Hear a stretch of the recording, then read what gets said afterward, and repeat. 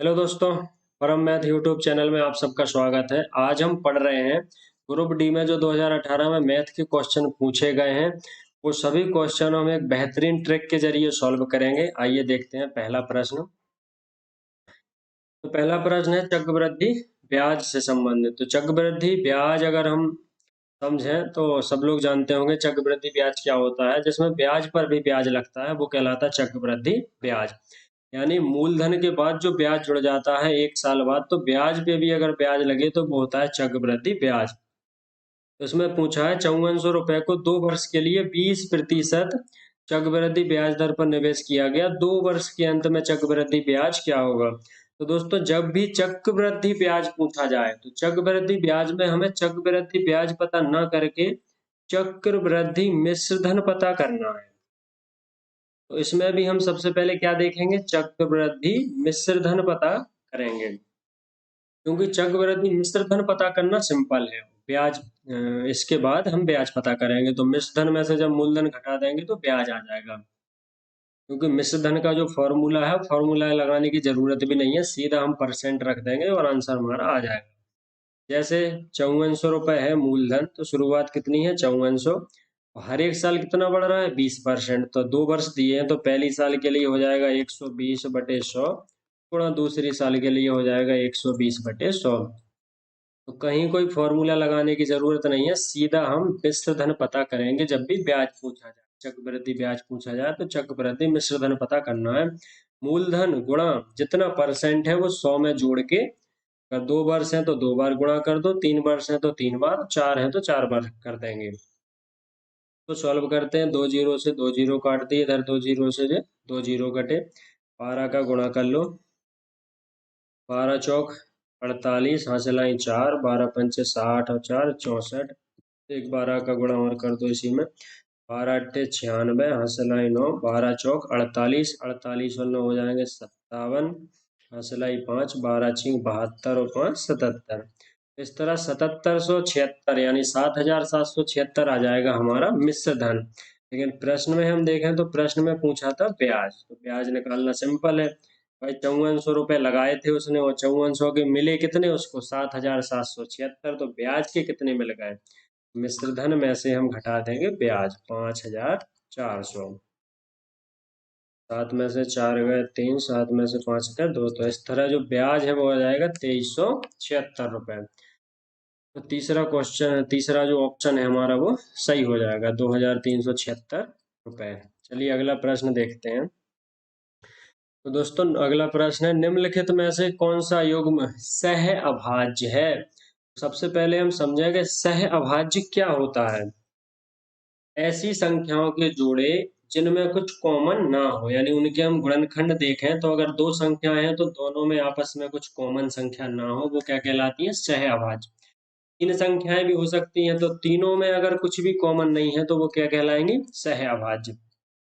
लेकिन प्रश्न में सह अभाज्य नहीं पूछा, ये पूछा है कि कौन सी सह अभाज्य नहीं है। तो हम पहला ऑप्शन चेक करें। अगर हम 35 के गुणनखंड करें तो 35 के दोस्तों क्या होंगे 5 7 35, यानी 5 और 7। इसके बाद अगर हम 51 के गुणनखंड करें तो 51 में देखें 17 × 51 और 3 एकम 3। तो इनमें आपस में कुछ भी कॉमन नहीं है, इधर हो रहा है 5 और 7, इधर 17 और 3। तो पहला ऑप्शन है वो क्या है सह अभाज्य है, क्योंकि आपस में कुछ कॉमन नहीं है। आइए दूसरा ऑप्शन देखें। तो 75 के अगर हम गुणनखंड करें तो 75 होता है 15 5 75, और 15 को लिख लें हम 5 × 3, तो 5 × 3 = 15 और 15 × 5 = 75। 104 की हम अगर करें तो 4 से अगर अपन इसमें भाग लगाएं तो 4 दूनी 8 और 4 6 24, यानी 4 गुणा कितना आ जाएगा 26। और 26 4 के भी कर दें तो 2 × 2 और 26 के कर दें तो 13 दूनी 26। इस तरह 75 के गुणनखंड ये बन रहे हैं और 104 के बन रहे हैं 2 × 2 × 2 × 13। इसमें भी 75 और 104 में भी हम देखें कि कुछ भी कॉमन नहीं है। इधर 5 है लेकिन इधर नहीं है, 3 है वो इधर नहीं है, 5 है वो इधर नहीं है, और 2 और 13 इसमें नहीं है। तो 75 और 105 भी क्या है सह अभाज्य है।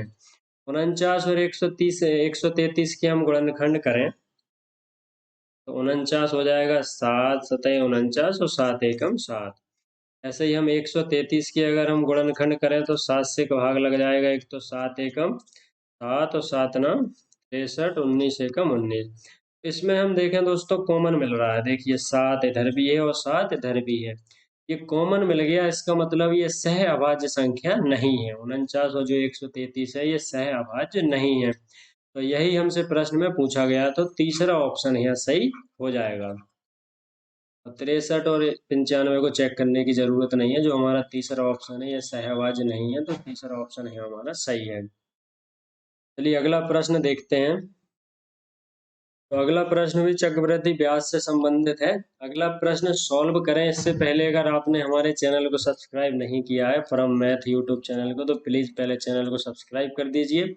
इसके बाद हम देखते हैं अगला प्रश्न।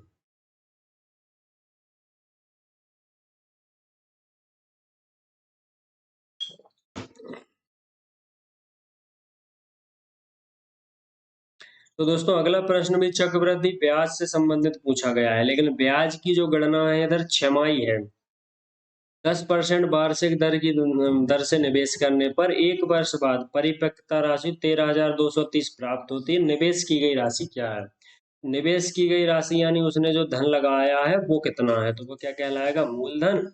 और परिपक्वता राशि यानी लास्ट में जो उसको मिल रहा है धन, वो है मिश्र धन। लेकिन छमाही में क्या होता है दोस्तों, दर छमाही को हमें समझना पड़ेगा। तो छमाही में अगर हम दर देखें तो देखो प्रश्न में जो इसकी दर दी है वो दर दी है कितनी? 10% वार्षिक। 10% वार्षिक दी है दर। लेकिन 10% वार्षिक का मतलब है पूरी साल की उसको कितना देना है? 10%। लेकिन प्रश्न में जो ब्याज है वो 6 माह में गणना करना है, यानी हर 6 6 महीने में हिसाब होगा। तो इधर दर जो होगी वो हो जाएगी 5%। अब इधर अगर समय देखें तो देखो दोस्तों प्रश्न में कितना समय दिया है? 1 वर्ष। लेकिन 1 वर्ष में तो हिसाब होगा नहीं, क्योंकि 6 माही संयोजित करना है, यानी हर 6 6 महीने में हिसाब होगा। तो जब 6 महीने, एक साल में अगर 6 6 महीने के हिस्से करें तो 2 हिस्से बन रहे हैं, यानी डबल हो जाएगा समय। तो इधर समय हो जाएगा 2 वर्ष। तो प्रश्न के लिए नई दर हो जाएगी 5% और नया समय कितना हो जाएगा? 2 वर्ष। तो 6 माही में दर आधी हो जाएगी और समय कितना हो जाएगा? 2 वर्ष। तो रटने की जरूरत नहीं है, उसको भी हमें समझना है कि 6 माही क्या है। सीधा सीधा प्रश्न में जब भी दर आएगी उसके लास्ट में लिखा होगा वार्षिक, यानी ये पूरी साल के लिए है। लेकिन अगर 6 6 महीने में हिसाब कर रहे हो तो दर कैसी हो जाएगी? आधी। इसे अगर तिमाही वाला प्रश्न आता है, 3 3 महीने में हिसाब कर रहे हो तो साल के कितने हिस्से हो रहे हैं? 4 हिस्से। लेकिन दर जो दी है वो प्रश्न में हमेशा दी होती है वार्षिक। तो पूरे साल की है दर। अगर आप तिमाही प्रश्न है, 3 3 महीने में हिसाब कर रहे हो तो दर को 4 का भाग लगाना पड़ेगा, यानी 1/4 करना पड़ेगा दर को। अगर समय दिया है मान लो 2 वर्ष, अगर 6 माही हिसाब हो रहा है तो 2 साल में अगर 6 6 महीने में अपन हिस्से करें तो कितने हिस्से हो रहे हैं? 4 हिस्से। तो समय 4 बार हिसाब करना पड़ेगा, तो 2 वर्ष का कितना हो जाएगा? 4 वर्ष। ऐसे ही अगर तिमाही है, 1 साल दिया है, तो समय कितना हो जाएगा? 3 3 महीने में देने वाले को फायदा हुआ, जिसने धन दिया है वो तिमाही के लिए दिया है कि हर 3 3 महीने में ब्याज पे ब्याज लेगा। 1 साल के लिए दिया है, अगर तिमाही वाला प्रश्न आता है तो समय कितना हो जाएगा? 4 गुना, क्योंकि उसको 4 बार फायदा मिलेगा। 3 महीने में हिसाब करेगा, फिर जो ब्याज मिलेगा फिर ब्याज पे भी ब्याज लेगा, फिर 3 महीने में हिसाब होगा, फिर 3 महीने में, तो इस तरह समय कितना हो जाएगा? 4 गुना हो जाएगा। तो तिमाही जब भी प्रश्न आता है तो समय 4 गुना हो जाएगा और दर हो जाएगी 1/4, क्योंकि वो पूरी साल के लिए दी होती है दर, और 3 महीने के लिए है तो 4 का भाग लग जाएगा। 6 माही में जो दर है वो आधी हो जाएगी 6 6 महीने के लिए, क्योंकि पूरे साल के लिए दी गई होती है। और समय हो जाएगा डबल, क्योंकि इधर 1 साल के लिए ब्याज दिया है, तो 1 साल में हिसाब कितनी बार होगा? 2 बार 6 माही में, तो इसलिए समय हो जाएगा 2 वर्ष। तो आइए इसे हम सॉल्व करते हैं। तो मिश्रधन दिया है, तो देखो मिश्र चक्रवृद्धि ब्याज में मिश्रधन दिया है तो सीधा हम उसका मूलधन पता कर लो, और मूलधन दिया है तो मिश्रधन पता कर सकते। ब्याज का डायरेक्ट फॉर्मूला नहीं लगाना, ब्याज पूछा भी जाए तो आपको मिश्रधन ही पता करना है उसका। इधर मिश्रधन जो दे रहे हैं वो है 13,230। मूलधन पूछा है तो इसको मान लो P। अब दर देखो ये नई वाली देखना है क्योंकि छमाही है प्रश्न, तो दर हो गई 5% और समय है 2 वर्ष। 2 वर्ष के लिए 105/100 गुणा 105/100 कर देंगे। इधर ही काट लो इनको, 5 से कट रहा है तो 5 दूनी 10 जीरो, 5 दूनी 10, 5 एकम 5, ये भी काट लो 21 और इधर बन जाएगा 20। तो 13,230 में गुणा हो जाएगा 20 × 20 बटे में आ जाएगा कितना 21 × 21 और बराबर में क्या है मूलधन।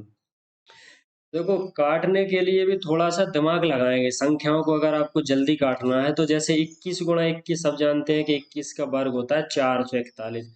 अब सोचेंगे कि 441 हम कैसे इसमें भाग लगाएं, तो बहुत सिंपल तरीका मैं आपको बता रहा हूँ। जैसे इसकी एक संख्या ले लो, जैसे अपन ने कितने ले लिए 4, तो ऊपर वाली जिसमें भाग लगा रहे इसकी संख्या ले लो 2, की 4 उसकी 2, इसकी 1 अंक उसके 2 अंक। तो 4 से कितनी बार भाग लगाएंगे, 4 × 3 = 12, 4 × 4 = 16, तो बहुत ज्यादा हो जाएगा, 4 × 3 = 12। यानी 3 का भाग लगाने पर हम लगभग इसमें नजदीक पहुंच गए, 13 थे, 4 × 3 = 12। तो 3 का गुणा इस पूरे में कर लो कि ऊपर जैसी संख्या बन रही है, देखो करेंगे अगर तो 3 एकम 3, 3 चौके 12 की 2, वहां से लाए 3 चौके 12, यानी 1323 बन रहा है। तो सीधा सीधा 441 से हम इसको काट देंगे कितनी बार, 4 बार काट देंगे। और फिर इनका गुणा कर दो, तो 4 दूनी 8 दूनी 16, सॉरी 3 बार कट रहा है, 441 से सीधा सीधा 3 बार कट जाएगा, 3 एकम 3, 3 चौके 12, 3 बार कट रहा है, 3 दूनी 6 दूनी 12 और 3 जीरो, तो आंसर आ जाएगा इस तरह हमारा 12,000। मूलधन कितना आ गया 12,000। तो ऑप्शन है हमारा दूसरा। चलिए अगला प्रश्न देखते हैं। अगला प्रश्न है कि ए और बी एक रेखा युग्म है। ए और बी जो कोण है, कोण ए कोण बी एक रेखा युग्म है। यदि a-2b = 30 डिग्री, तो ए और बी के मान पूछा है। देखिए दोस्तों, रेखा युग्म का मतलब ये दोनों कोण एक ही रेखा पे हैं। वो कैसा, ऐसा भी बना सकते हैं या ऐसा भी बन सकता है, लेकिन ये एक ही लाइन पे हैं, ए और ये बी। अगर ऐसा है तो ए और बी। तो ये हम जानते हैं कि रेखीय जो कोण होता है, एक रेखा पे कोण होता है, उनका जो योग होता है वो होता है 180 डिग्री। तो पहली जो शर्त है वो हम जानते हैं, तो उससे बन जाएगा पहला समीकरण के a+b = 180। दूसरा समीकरण प्रश्न में दिया है कि a-2b = 30 डिग्री। तो सिंपल से दो समीकरण बन रहे हैं, इन्हें हम सॉल्व कर लेंगे। देखिए दोस्तों, अगर हम इसको घटा दें, माइनस करें घटाने पर, इसमें पहले समीकरण में से दूसरा घटा दो तो जो माइनस, इधर माइनस करेंगे तो जो हो जाएगा प्लस और जो माइनस, ये प्लस माइनस का कट जाएगा, 2b और b और 2b 3b, 180 में से 30 घटा दिए तो 150। तो इस तरह b बराबर आ जाएगा 3 5 15 और 0 50 डिग्री। इस तरह हम दोस्तों ए का मान बाद में पता करेंगे, पहले बी से ही मिला लो ऑप्शन। तो बी का मान केवल एक ही ऑप्शन है जिसमें कितना दिया है, 50 दिया है। इस तरह हमारा तीसरा जो ऑप्शन है वो सही हो जाएगा। तो ए का मान पता करने की जरूरत नहीं है। अगर ये 50 हमें दो जगह मिलता तो दो ऑप्शन मिल जाते 50 50 के, तब हम ए ऑप्शन भी चेक करते। या सीधा 180 दोनों का योग है, उसमें से एक कोण 50 है तो दूसरा कितना हो जाएगा 130। तो तीसरा ऑप्शन हमारा सही है। अगला प्रश्न देखते हैं। यदि दो घनों के आयतनों का अनुपात दिया है दोस्तों, इस प्रश्न में घनों के आयतनों का अनुपात दिया है 27:64, उनके संपूर्ण पृष्ठ के क्षेत्रफलों का अनुपात क्या होगा। तो देखिए, घन के जो आयतन का फॉर्मूला है वो होता है AQ, और दूसरा घन मान लें अपन BQ, दूसरे घन की भुजा मान लें B, पहले वाले घन की भुजा मान लो A। अनुपात दे रहा है 27:64। यहाँ से A/B आ जाएगा, इसका जो Q है वो दूसरी साइड क्या लग जाएगा, Q रूट लग जाएगा। 27 का Q इधर लग के Q√64, तो इधर से 27 का घनमूल हो जाएगा 3 और 64 का घनमूल कितना हो जाएगा 4। 4 चौके 16 चौके 64। तो इस तरह दोनों घनों की भुजाएं आ जाएंगी 3 और 4। अब देखिए दोस्तों, इसमें पूछा है उनके संपूर्ण पृष्ठ का क्षेत्रफल, तो संपूर्ण पृष्ठ के क्षेत्रफलों का अनुपात। संपूर्ण पृष्ठ का जो क्षेत्रफल होता है वो होता है 6a²। तो 6a² होता है संपूर्ण पृष्ठ का मतलब सभी पृष्ठों का क्षेत्रफल। तो घन में कितने पृष्ठ होते हैं? 6 पृष्ठ होते हैं। अगर घन की हम जानते हैं कि जो लंबाई चौड़ाई या ऊंचाई होती है वो होती है समान, यानी जे ए है तो जे भी ए, और ऊंचाई भी हम देखें तो जे ए होती है। तो तीनों भुजाएं होती हैं वो होती है ए। हम घन एक बनाते हैं।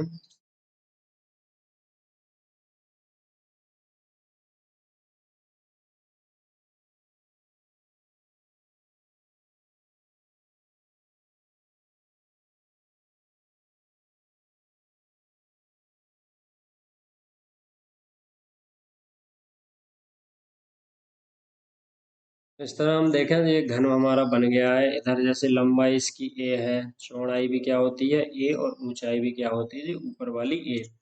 अगर हम एक साइड का इसका एक पृष्ठ का क्षेत्रफल देखें तो ए गुणा ए से क्या बन जाएगा? a²। तो इस तरह हम देखें तो टोटल कितने पृष्ठ होते हैं? 6। तो 6 ही पृष्ठों का यानी संपूर्ण पृष्ठ का जो क्षेत्रफल है वो हो जाता है 6a²। क्योंकि एक पृष्ठ का हो रहा है a², तो 6 पृष्ठों का 6a²। इनका लेना है हमें अनुपात पूछा है। तो 6 इस वाले पहले वाले की भुजा हमने मानी a², तो 6a²। दूसरे की मानी b तो 6b²। 6 से 6 कट रहे हैं। तो पहली जो भुजा आई 3, तो 3 का वर्ग हो जाएगा 9, और 4 का वर्ग हो जाएगा 16। तो इस तरह हमारा आंसर आ जाएगा 9:16। तो दूसरा ऑप्शन यहाँ सही है। चलिए अगला प्रश्न तो सिंपल ही है, सीधा गुणा पूछा था। ग्रुप डी का जो पिछली बार का एग्जाम हुआ था, तो गुणा करने ये अगर किसी को नहीं आता हो तो इसमें भी देख लो। तो संख्या का पहले संख्या में गुणा कर लो। जैसे इसको समझो 65 दशमलव को भी भूल जाओ। इस संख्या को केवल समझो 4। तो 4 का गुणा करो सीधे 65 में। तो देखो 4 पंचे 20 की शून्य हासिल लाई 2, 4 छिंग 24, 24 और 2 26। तो देखो गुणा करने से कितना बना? 260।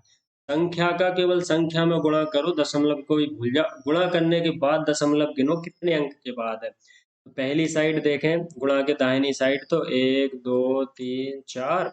इस तरफ देखें एक इस तरफ है, तो कितनी हो गया? 4 और 1 5, यानी 5 अंक बाद दशमलव लगा दो। तो 1 2 3 4 और ये 5, और दशमलव लग जाएगा इधर, यानी दशमलव के बाद 2 जीरो और 26।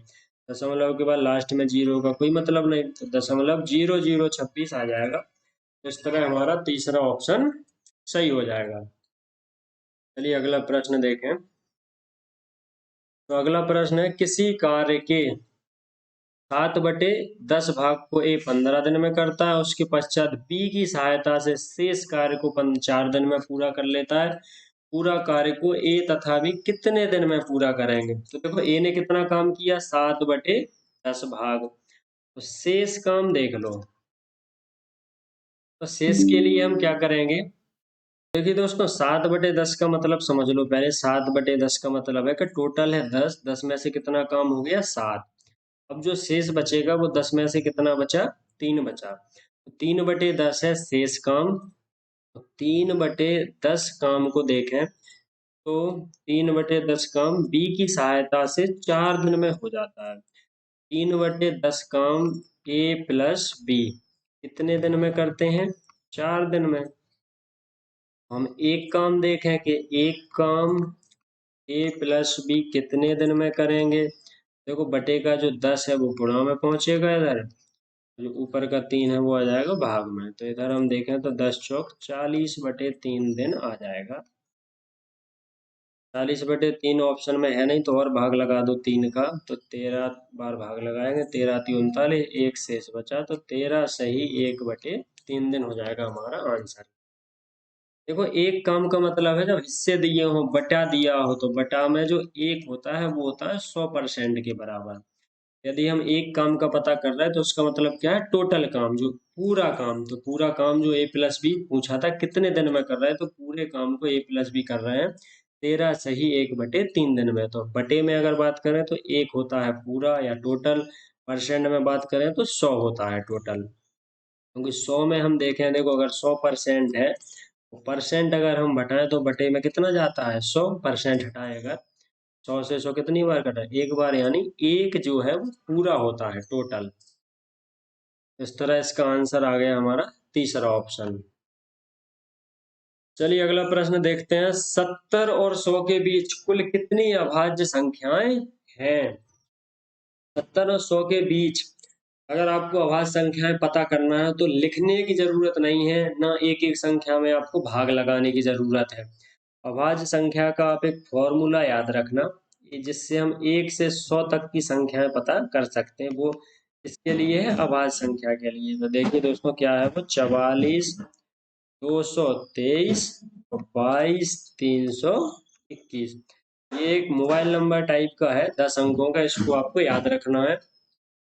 ये आपका काम चलाएगा 1 से 100 तक की अभाज्य संख्याओं के लिए। 1 से 100 तक की जो अभाज्य संख्या है, ये काम चल जाएगा आपके लिए।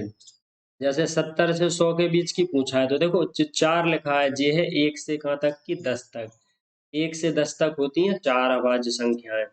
4 अभाज्य संख्याएं 1 से 10 तक कौन सी होती हैं? सबसे छोटी अभाज्य संख्या 2, फिर 3, फिर 5, फिर 7। 9 तो कट जाती है 3 से, तो अपने लिए कितनी संख्याएं मिली? 4। अब देखो 11 से ये चलेगा 20 तक, ऐसे जे 21 से 30 तक, जे 31 से 40, जे 41 से 50, ये चलेगा 51 से 60, ये 61 से 70, ये 71 से 80, बीच में छोड़ दिया, हाँ ये छूट गया। 21 से 30 के बाद ये है 31 से 44, 223, 22, 300, 51, 60, 61 से 70, 71 से 80, 81 से 90 और ये 91 से पूरा 100। इस तरह हम 1 से 100 तक की संख्याएं बता सकते हैं। अब देखो इसमें पूछा है 70 और 100 के बीच, यानी 71 से 100 के बीच। तो देखो 70 तो इधर खत्म हो गया, एंड है, लेकिन इसमें 70 के आगे से हमें पता करना है, तो 71 से 100 तक की हम पता कर लेंगे। तो जी आ रही है हमारी 3, 2 प्लस 1। कितनी संख्याएं आई टोटल 70 से 100 के बीच? 3 और 2 5 और 1 6 संख्याएं। इस तरह चौथा ऑप्शन हमारा सही बन जाएगा। इस फॉर्मूले को आप अच्छे से याद रखना, 44 223 22 321। अब जैसे आपसे पूछा होता कि 20 से 50 तक बताओ कितनी अभाज्य संख्या है, तो कैसे बताते? ये देखो 1 से 10 तक हो गई 4, फिर ये 10 के बाद 11 से 20 तक। अब अपन को 20 से 50 यानी आगे की पूछा है, तो 21 से बताएंगे। 20 तो खत्म हो गया, ये हो गई कितने? 1 से 10 तक, जी 11 से 20, तो 20 से आगे की यहाँ से शुरू करेंगे। कहाँ तक जाना है? 50 तक। जी 20 के बाद 30, 40 और जी 50 तक, इधर एंड हो जाएगा। तो 20 से 50 तक हो जाएंगे 2 और 2 4 और 3 7। फॉर्मूले से हम पूरा, फॉर्मूला क्या है, एक नंबर है, मोबाइल नंबर टाइप का, आप याद रख सकते हैं। टोटल 1 से 100 तक की अभाज्य संख्या हम बता सकते हैं। 44 223 22 321। अगला प्रश्न देखिए दोस्तों, लाभ हानि से संबंधित प्रश्न है। एक वस्तु को 184 रुपए में बेचने पर 20% की हानि होती है। 15% का लाभ प्राप्त करने के लिए उसका विक्रय मूल्य क्या होना चाहिए?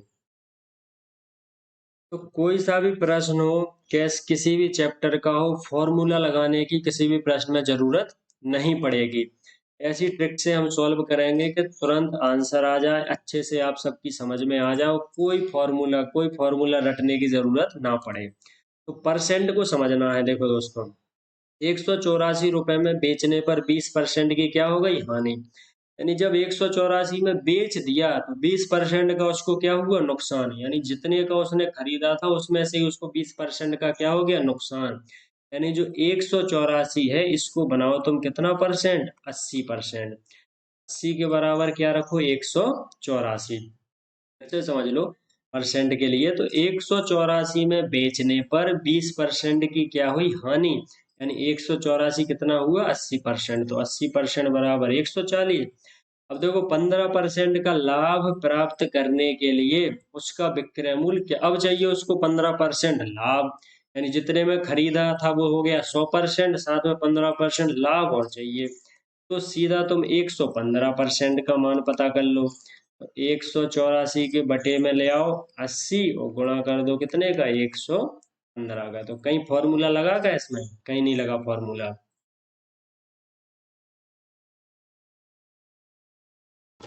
तो इस तरह कहीं भी किसी भी चैप्टर में किसी भी प्रश्न में फॉर्मूले की जरूरत नहीं पड़ेगी।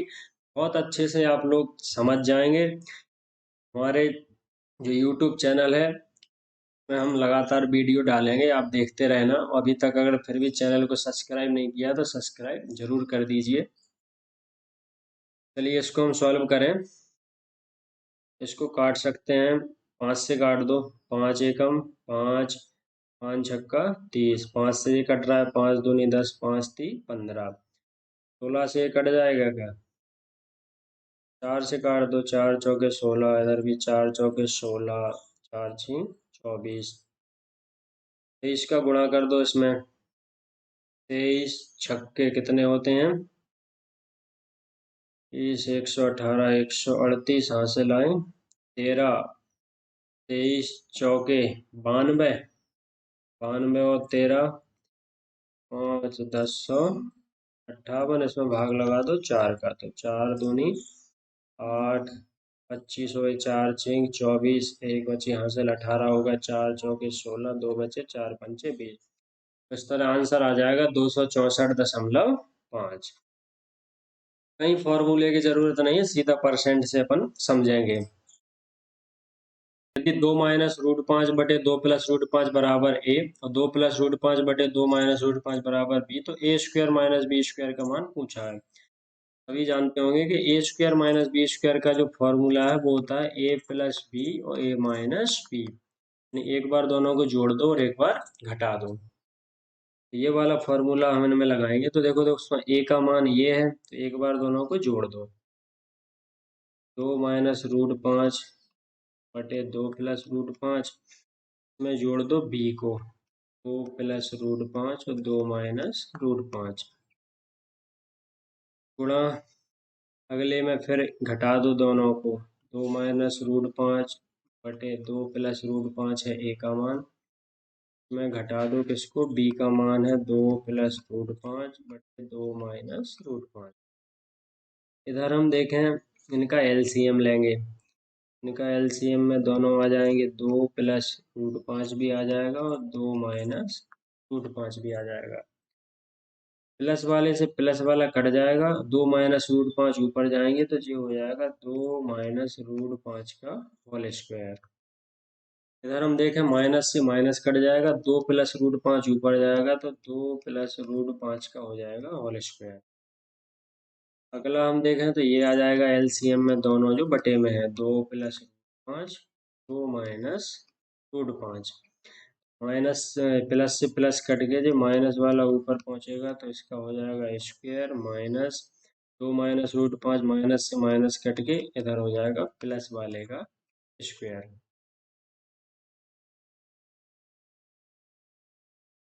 फिर प्लस आएगा। ये देखिए दोस्तों, a माइनस बी का होल स्क्वायर प्लस ए प्लस बी का होल स्क्वायर हो, a माइनस बी का होल स्क्वायर माइनस ए प्लस बी का होल स्क्वायर।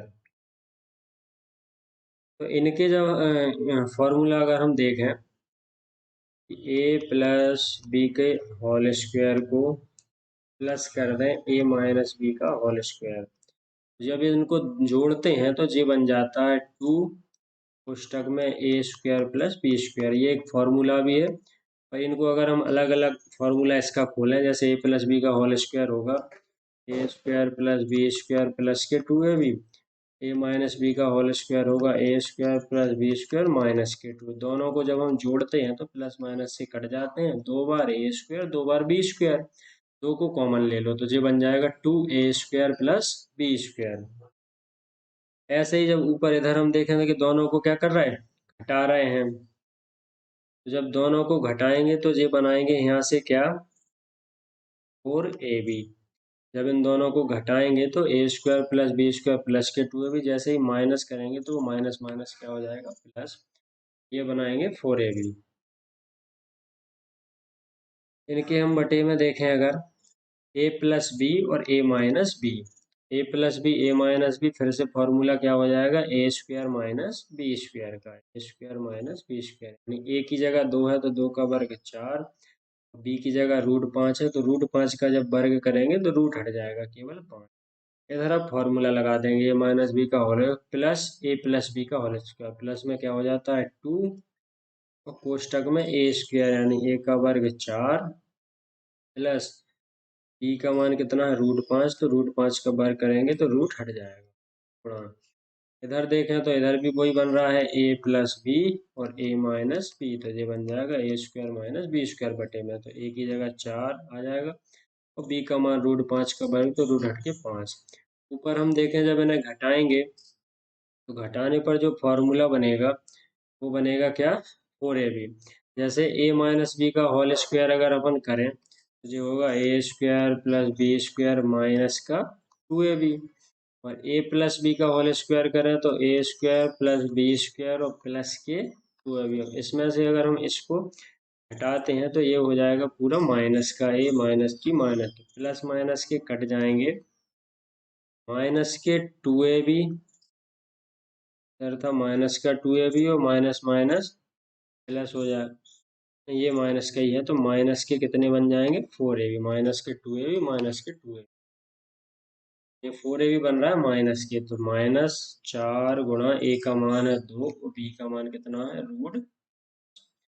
इधर हम देखें तो बटे में तो देखो 5 में से 4 घट के क्या आएगा -1, 5 में से 4 घट के -1, तो जो माइनस से माइनस कट जाएगा और बटे में 1 का कोई मतलब नहीं है, तो इधर से बच रहा है 5 और 4 9, 9 दूनी 12, इधर से बच रहा है 4 दूनी 8, यानी माइनस के 8 गुणा √5।